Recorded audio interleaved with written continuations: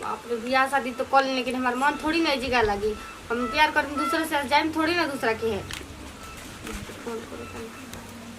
Hello हाँ नेहा बोलो। काजी कहाँ बनी?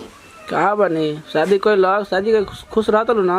ऐसे काहे कहत मन तोहरे मन जोरी से ना शादी कर ले। तू कहत रहा कि हम कहनी कि हमसे शादी कर तो कहत कि नहीं डर लगेला तार घर वालन से।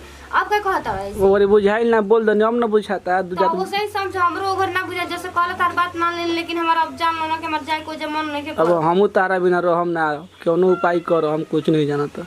हम कौन उपाय करी तू ही बताओ। अच्छा तो हमारे गांव में है तारा बरातिया जाई। ई तो बात ठीक है कहत हो लेकिन हम का कर सकी ना हम काम ची कर बताओ ना तनी तू बराती दिला से का। अच्छा पिपरा तरह में मिल रही ना हमारे गांव के बहरिया। हां तू ओजे तू कोनो बहाना से गाड़ी डोकवा दी हो। अच्छा ओजे से बाद हम काम कोइल अपन जो करे के बा। ठीक बाटे हम देखो कोशिश कर। सुन ना हेलो ठीक बा रखत रे बाबू तन ठीक बा। तू गाय बाय बाय। अजी के ना से बतियाओ तने वो अपन सहेली से बतियावत रही। देखिए अब सहेली सब छूट जाए ठीक बना। अब तेरा बियाह शादी हो गई आ हमने के इज्जत से जो बचा के रख हम ठीक बना। आ चली वो जो हाला करते न दीदी वो कहीं कहां बने चली जी आंगनवा में वो जो कि पाहुन हर चीज तरह के बताइए समझा दे। अब रउआ देखब कि कैसे उनका के रखे के बात ठीक बनो। कोनो चीज के चिंता नहीं करेगा ठीक बा। हर बात जोन आके बाकी बाटे आगे पीछे याद देत रही। अच्छा उस सब के कोनो बात नहीं है। का रोले बड़ू है भाभी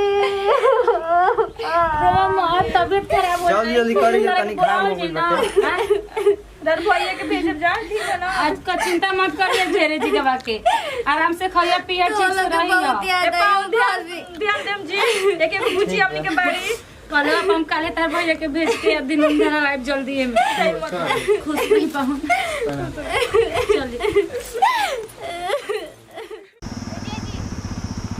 का हो? सुनी ना रोकी ना का हो गई?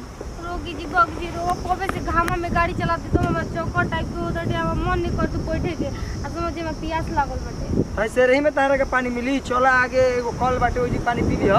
काहे ना जी जाई में तब रोगे पानी ले हमरा चले के मन नहीं मन अब हम तारा के चले पानी लेके सुनिए फिर भगला जी तब वाले के ढोई बताई तो तनी अपने सोचिए हम। अरे पागल है कि जाई दी हमर मेरा हमारा रोई आपके तक की बात नहीं हमर मान सकत ना। तू हमार बात ना सुन सकेलू तंची दूर चलही के बाटे। मने का कर देंगे हमर भाभी से कि खुश राखो बात सुनब अभी दिखावे लगनी ना। भाई रास्ती में तारा के खुश रखी हाथ तंचो बुझात नहीं खरी मैं सरे ही क्यों लड़का का रहन से लपका सब कुछ कर लेंगे कुछ बोल लेंगे तब रोवा ना रोगा चाहिए बस पने ले 2 मिनट में इतना कुछ होता टे। तारा के कहत त हमर बात सुनो न त और पारा घर में त मारहु लागल। देखिए ऐसे कहू ना त हम भाग जाइबो। भाग जे भाग के हमर बियाह कइलू हु। हां तो तनी हम बात नहीं सुन सकत है खाती बियाह कइल हनी ठीक अरे तो कहत तनी तनी मनी आगे कॉल पे चलो। अब तो औरी ना जी भाड़ा रो हमरा के मारे खाती तू करता अभी हम लगाई तारा घर फोन माई के है तार ओसे कल आई तब कोना देख के प्यास लगल बाराती। अरे तो पियास लगल त पानी लेके चलो तनी हम तो जाई ले आई झगड़ा का करतनी। हमर माथा खराब मत करो माथा सन की त मारहु लागल ठीक न कहत त चलो इले घरे सुहाग रात ना मना के चल भाग रत सुहाग रत हई रास्ती में देखा तनी क्यों कुछ कह दी तार सुहागे रत लोग हां काहे न लौकी जी रो के बुझे तो अरे पानी न पिए के बाद चलो तारा के ना पानी पी तब न कहबू। हां तो पियास लगल बारो अब देखिए के कल बाटे जगह हमसे पानी पियाई रोका दन ये कॉल के त बात करो खत लुबलवाई रहत रे देख ले जी। हां लुबलवाई रहत नहीं मैडम देखा तनी कितना पियास लागल बता चलो हम चलाओ तनी पियो। हां चलाई पता न कहां बाड़ो न भी लेलन ना कहले तरह की पीपर के पेड़ तो रोकी हम कितना बहाना करके को घर लिए रोकम। अरे भइल हो कतना पियो तलू पानी चलाओ चलाओ मुआ दे का हमरा के ठंडा पानी बाजी ओइ से ठंडा बता बांध लो चुनरिया में बांध लो एक फाड़ा। हां काहे दी जिला के त रोता हमरा के नहवा देनी है जी पी लेलू ना। हां जी अब चलो कहां बा ना चलबू पानी पील बना तो तनी आराम कर लेबे ठीक बा है जीरा बैठा तनी ना पर। हे भगवान अब एगो नाटक हो गइल अब आराम करी तब जाई हमरो पेट गड़गड़ात त अरे फिर रोवा पूरी बैठ खा ले के लेबनी बताओ बुझा त मैंने मैदान में कॉल के दीबो बाबा ना पता ना कहां बा। तू ना हां इधर रहबू ना हां तनी मैदान लागल रहू तनी कह के काहे के घरे रोना करो बैठी। अरे तार काप करी पूरी बनल न तो ओजी की मैं बुझा काहे दी शिकायत मत करी ठीक बात जाई ठीक बा हम जात हूं। हां जाई बाप रे पानी पिए के बहाना हम रुक गइल हन कब फोन पर तनी करली कहां बाड़न हमरा के बोला के अपने अइलन होइए ना हेलो हेलो कहाँ बालू हो?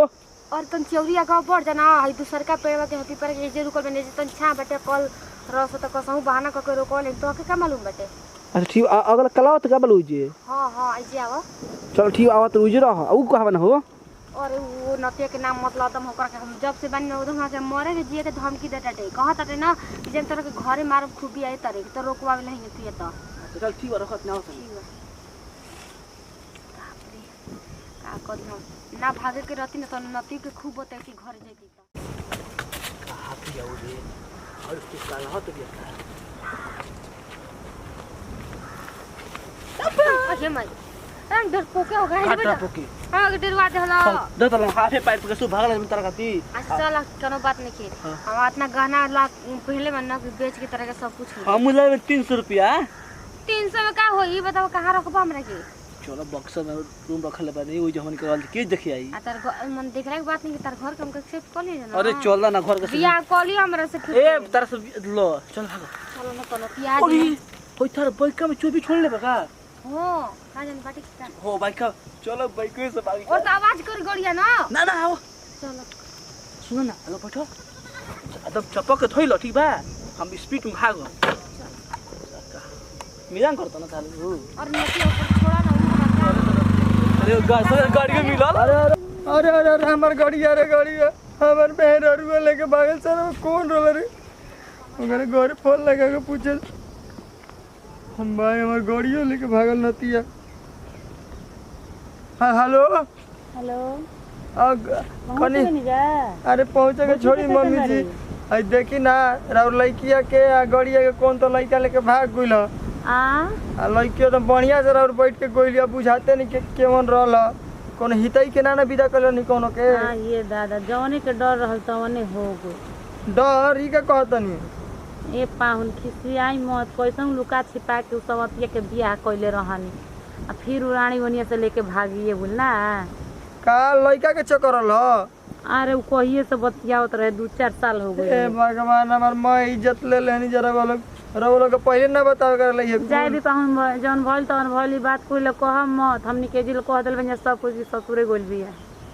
चली ठीक बा साले के गाड़ियों किस्मत में रहियो लपन मेहर किस्मत में नहीं थे।